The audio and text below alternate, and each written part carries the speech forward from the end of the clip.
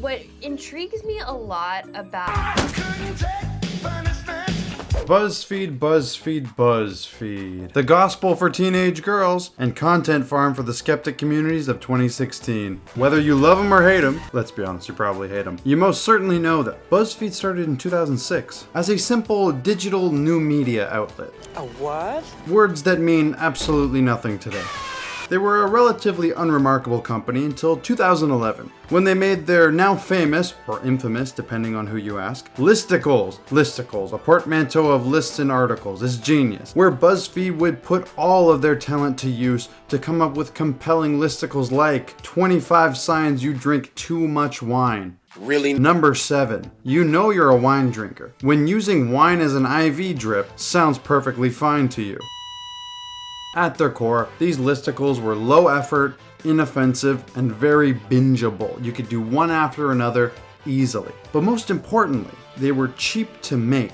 And double most importantly, they were popular. Like, really, really popular. So popular that they put Buzzfeed on the millennial map along with The Office and Participation Awards. Am I right, fellas? After the hit that was listicles, Buzzfeed expanded into other horizons, including quizzes, which included many classics like "What Harry Potter house are you?" and "What ousted Arab Spring leader are you?" I'm Mohammed Morsi. Comment down below what you got. But probably the most significant expansion that Buzzfeed went into was YouTube videos, creating BuzzFeed Red or simply BuzzFeed Video. A YouTube channel which, like their listicles and quizzes, were low effort, I need you to roast me, had a wide appeal, and were very bingeable. Now, starting a YouTube channel is no easy venture.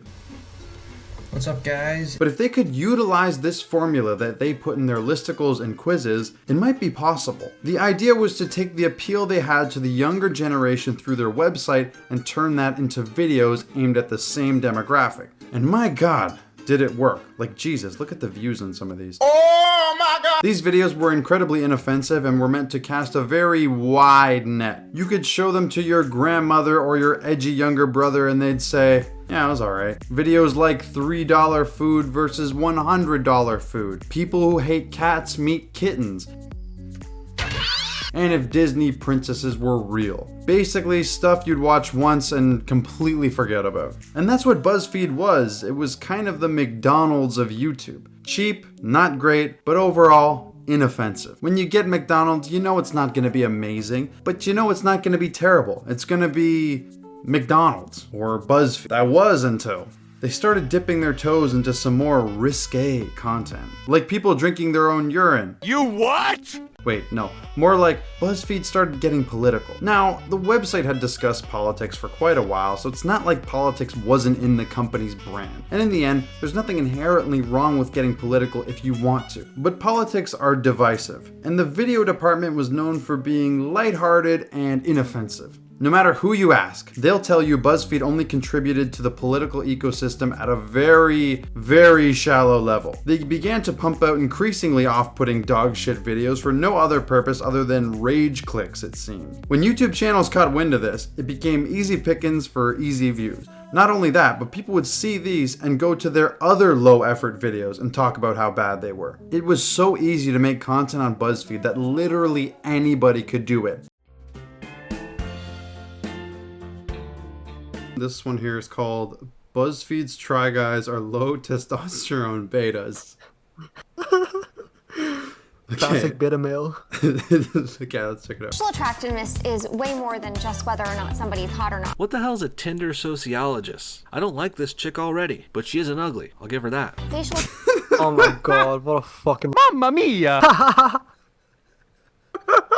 oh my God. This essentially turned them into a content farm of hate watching and reaction videos. Not to mention, it also ruined their reputation. It got to the point that their name became YouTube Poison. And even worse, their website and brand became just poison. You heard Buzzfeed and you went, oh God. The majority of the viewers of these videos, judging by the like to dislike ratio in comments, seem to be critical of the videos.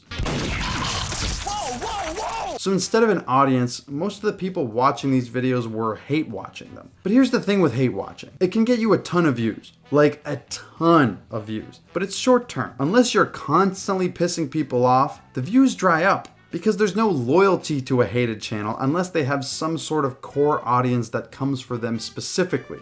Think Jay Station or Jake Paul. I seriously doubt there were any die-hard Buzzfeed fans out there, and if there were, they were certainly put off by their newfound notoriety and their pivot away from the Try Guys Try Drag or Americans Try British McDonald's to whatever the hell this is. I'm here to show my boyfriend what a bloody pad looks like.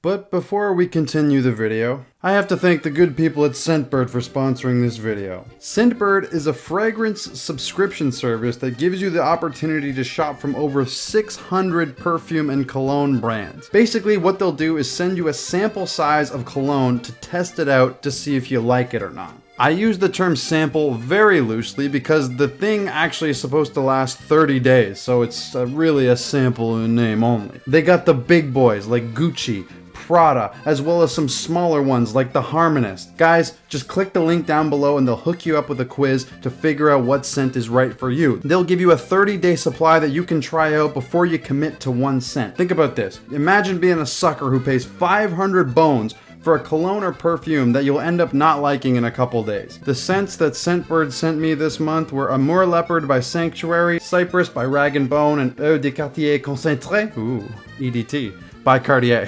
So if you use my coupon code at checkout, code GHOSTGUM, you'll get 30% off, and it's just 11 bucks for your first month. If you don't want to use the code, you can use the link in the description. Back to the Buzzfeed. They were also more likely to come for the personalities of Buzzfeed, rather than the brand of Buzzfeed, which I'll get into a bit later. This wave of bad publicity left Buzzfeed with an extremely toxic public reputation. This didn't help when they were hit with criticism for firing minorities who worked for them due to budget cuts. From all public angles, they looked bad. But something that still doesn't make a ton of sense to me is, what was the point of making these bait videos? Either they wanted to make bait content for people to hate watch, or they tried to put out a message and couldn't be bothered to put any thought or effort beyond a surface level analysis. Amidst all of this chaos, one person left.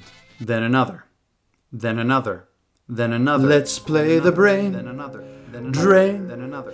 I need you. So many goddamn people left Buzzfeed that it became a meme. Why I left Buzzfeed?